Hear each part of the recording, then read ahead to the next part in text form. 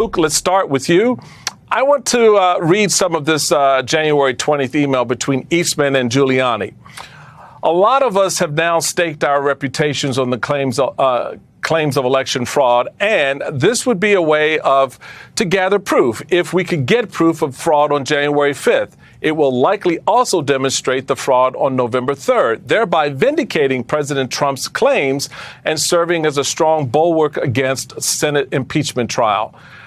A, what does this tell us? And B, isn't this still all about sort of validating Donald Trump's made-up claim that there was fraud? Yes, absolutely. I think this email reveals quite a few things. One, that even as President Biden was being inaugurated that day, that John Eastman, that allies of Donald Trump were still pushing to fight the election results. But I think it shows a few other things. One, it's an implicit acknowledgement they had not actually found the fraud that they had claimed, that they had promoted to state legislators and to the public. That he's saying here, basically, we didn't find the fraud that we promised everyone, so we need to keep searching to try to vindicate ourselves. We staked our reputation on these false claims, and now we need to keep fighting them. Two, he wants to try to overturn Senate elections in Georgia.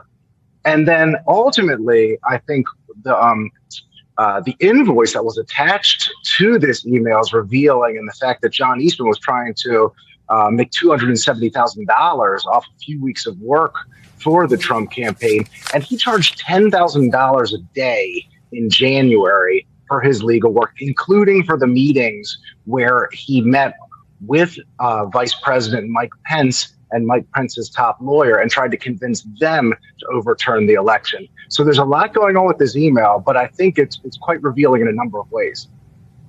Harry, turning to you, this wasn't the first time we've heard that John Eastman was still trying to overturn the election after the 6th. Here's testimony from Eric Hirschman to the January 6th committee on a phone call he had with Eastman on the 7th. The day after, Eastman, I don't remember why he called me, or he texted me or called me, wanted to talk with me, and he said he couldn't reach others. And he started to ask me about something dealing with Georgia and preserving something potentially for appeal. And I said to him, "Are you out of your effing mind?" Right? I said, I only want to hear two words coming out of your mouth from now on. Orderly transition. And I screamed, I said, I don't want to hear any other effing words coming out of your mouth, no matter what, other than orderly transition. Repeat those words to me. And I screamed that. Eventually he said, orderly transition. I said, good, John. Now I'm going to give you the best free legal advice you're ever getting in your life. Get a great effing criminal defense lawyer. You're going to need it. And then I hung up on him.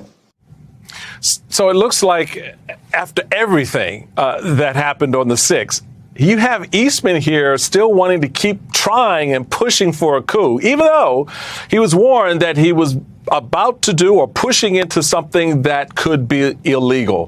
What are we to make of this now that we know more about those moments?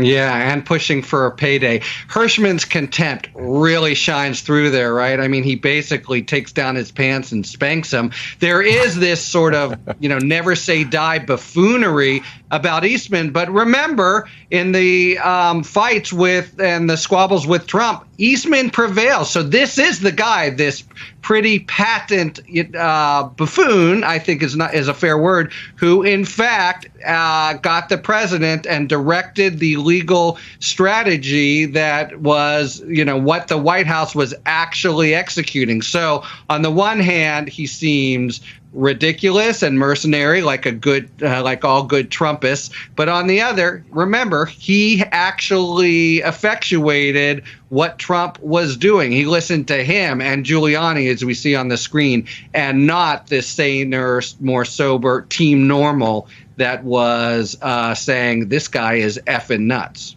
So, Harry, is it safe to say at this point that the DOJ is going to look at these emails, going to want to look at this and pull this information into a broader case? 100%. They've already subpoenaed Eastman, right? Eastman and Clark, they've already been going after, and that specifically goes to this, crazy January 6th plan to just delay things. So without a doubt, because it builds on what they're already doing, they will jump on it. So, Charlie, help put all of this in perspective for us. You got John Eastman wasn't the only one who kept looking for fraud after Joe Biden was inaugurated. Mm-hmm. Arizona had a very expensive audit. A bunch of other states had investigations as well. So, in the main, many people are doing whatever they can to keep Trump's big lie going. Why was that? Was it just they were just so beholden to the idea that, well, Trump says there was fraud, there must have been fraud? What's going on here? Well, the big picture is that it's August 2022, and Donald Trump is still trying to overturn the election. I mean, he's coming here to Wisconsin tomorrow, and he is putting pressure on state officials to decertify the election. This is a year and a half later. No, John Eastman is an interesting character because you have that sort of that nexus between being a fanatic and a complete grifter. And I know we're talking about a seditious conspiracy to overthrow the government, but I can't get past that invoice. The fact that John Eastman thinks that he should be paid $270,000 for what he was doing for peddling this weapons-grade nuttery. That's number one. Number two, the fact that he got stiffed by Donald Trump, which is kind of classic. And behind all of this, though, can we just remind ourselves about the number of grandmas and blue-collar workers around the country who sent in $5, $10 to the Trump campaign because they thought that they was going to be fighting election fraud. And, of course, none of that money was ever spent on any of this. So you have this massive fraud linked to this grift. And then you have characters like John Eastman, who was unhinged, but also profoundly greedy and apparently not well informed about Donald Trump's habit of paying legal bills.